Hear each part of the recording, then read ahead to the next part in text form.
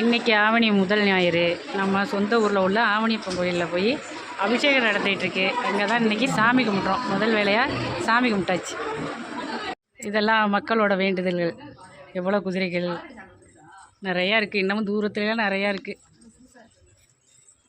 அப்படியே கோயிலுக்கெல்லாம் போயிட்டு சாமியெல்லாம் கும்பிட்டுட்டு நேராக வீட்டுக்கு வந்து பருப்பு கறி வச்சாச்சு. இன்றைக்கி சமைக்க கொஞ்சம் லேட்டாக ஆகிடுச்சு. பருப்பு கறி வச்சுருக்கேன்.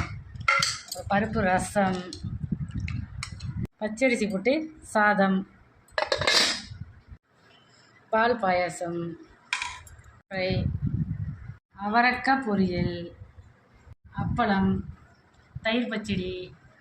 இது வந்து காராமணி பயிர், வெள்ளைத்தட்டை பயிர், அதை போட்டு ஊற வச்சு இப்படி பக்கோடாவாக செஞ்சுருக்கேன்.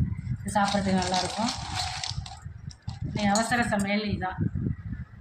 இன்றைக்கி ஆவணி ஞாயிற்றுக்கிழமை இதெல்லாம் வச்சு சாமியை கும்பிட்டுட்டு சாப்பிட்லாம். எல்லோரும் வாங்க சாப்பிடுவோம்.